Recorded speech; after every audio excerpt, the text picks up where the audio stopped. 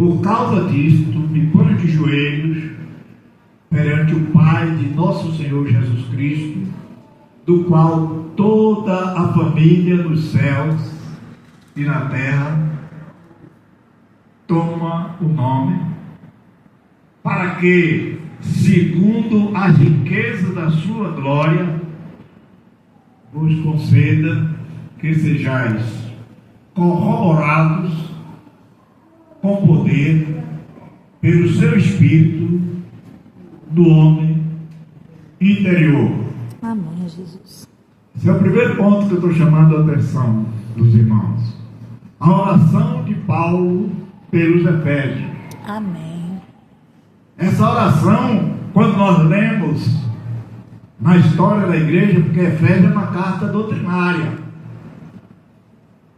Quando nós falamos de história, os irmãos lembram logo de qual livro? Atos dos Apóstolos. Atos dos Apóstolos é o livro da história da igreja. E no livro de Atos dos Apóstolos, está realmente falando sobre Paulo. Eu acredito que nessa noite, se alguém tiver esquecido, vai lembrar que Paulo foi um dos principais apóstolos, dos principais escritores, inclusive a maior parte das cartas que estão aqui para as igrejas e até para os pastores. Existem cartas pastorais, a carta de Paulo a Timóteo, a carta de Paulo a Tito, são cartas pastorais, Amém. de instruções para o pastor. Amém. Mas a carta de Paulo a Efésios não é uma carta pastoral, é aos Efésios, a igreja de Éfeso. E aqui foi realmente, quando a gente lê a história, que é Atos dos Apóstolos, a gente começa a ouvir e aprender sobre Paulo do capítulo 9.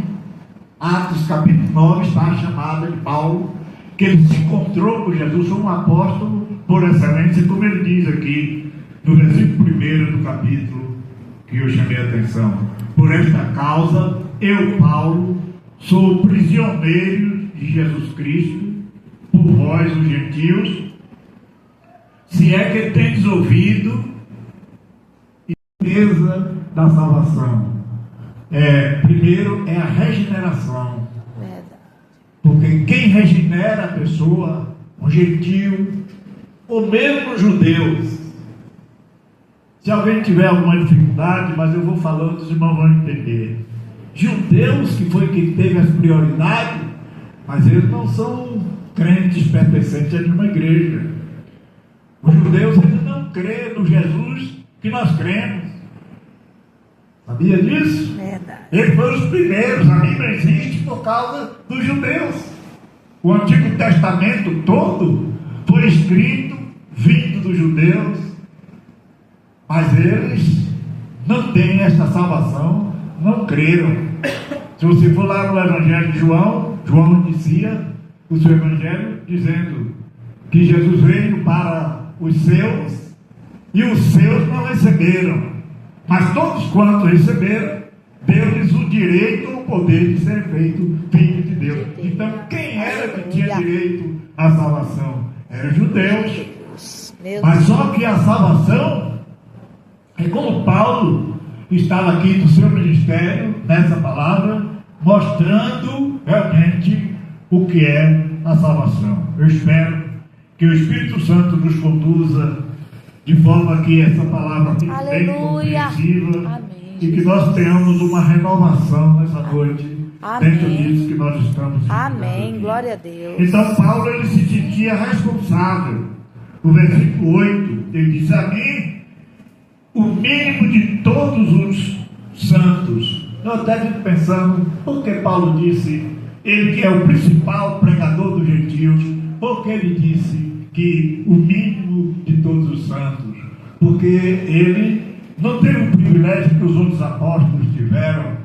Ele foi salvo. Quando você lê o capítulo 9 do livro de Atos dos Apóstolos, você vê que ele era o maior defensor da religião, do catolicismo, da religião pagã. Ele era o principal de lá. Mas agora Deus tinha um plano com os gentios. O que é que eu quero dizer? A salvação veio para os judeus, e os judeus, naquele tempo, quando iniciou a obra de Deus, os judeus, para eles, o privilégio da salvação era só deles. Nós estudamos na escola dominical, não sei se os irmãos aqui são alunos da escola dominical, mas estudamos na escola dominical sobre o homem exterior e o homem interior. Quem é o homem exterior? É esse homem aqui, é esse corpo. E quem é o homem interior? Quem é o homem interior? É a minha alma, é o que está dentro de mim. O homem interior. Aí você vê já qual a intenção do texto aqui. Do homem interior, só o Espírito Santo pode trabalhar. No homem interior. O homem exterior é esse corpo que a Bíblia diz lá em Eclesiastes que o corpo vem do pó e para o pó volta. Mas o homem interior não.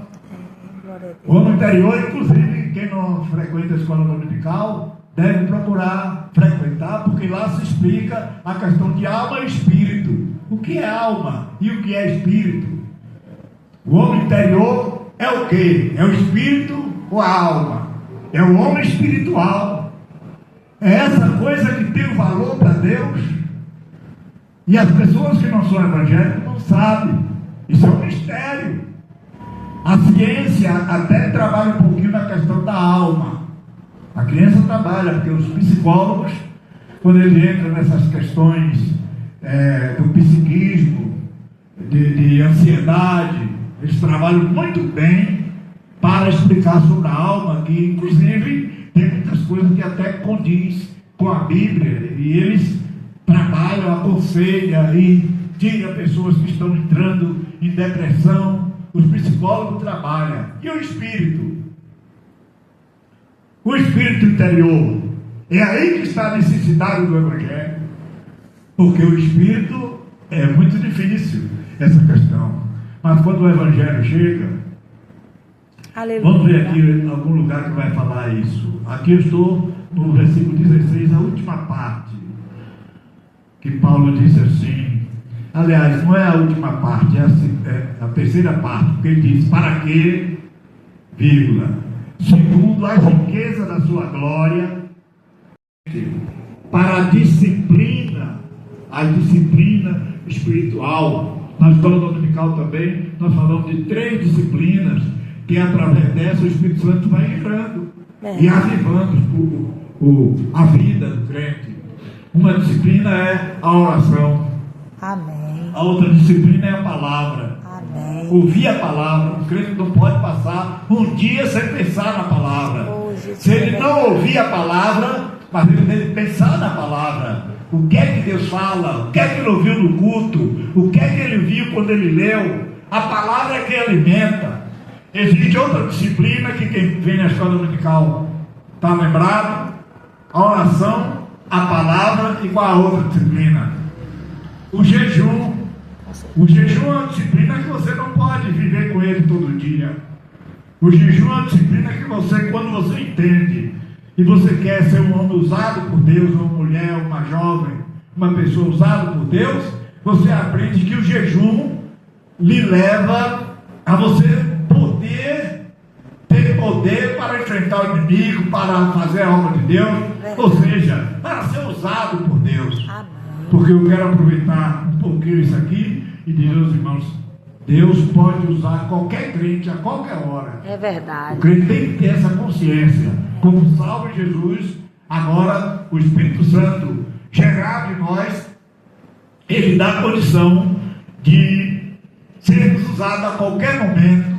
Deus pode lhe usar, principalmente se você tem cuidado de viver com as disciplinas cristãs. É verdade, Jesus. Oração, leitura da palavra, ouvir a palavra, bem-aventurado os que ouvem, os que lêem, mas bem-aventurado também os que ouvem e guardam no coração. O crente não pode viver sem essas 2 disciplinas. Quem vive sem oração está vivendo sufocado, porque a oração é como uma respiração. Verdade. Você não pode deixar um dia sem orar. Se você ficar um dia sem orar, você não está em pecado, mas está em falta. É verdade, Jesus. Porque a oração alimenta, a oração lhe dá saúde para você viver. É verdade. E por isso que Jesus ensinou a oração, de forma que a gente expande de acordo com as nossas necessidades. Verdade. Mas vamos lá, o versículo 17. Que é uma pessoa alegre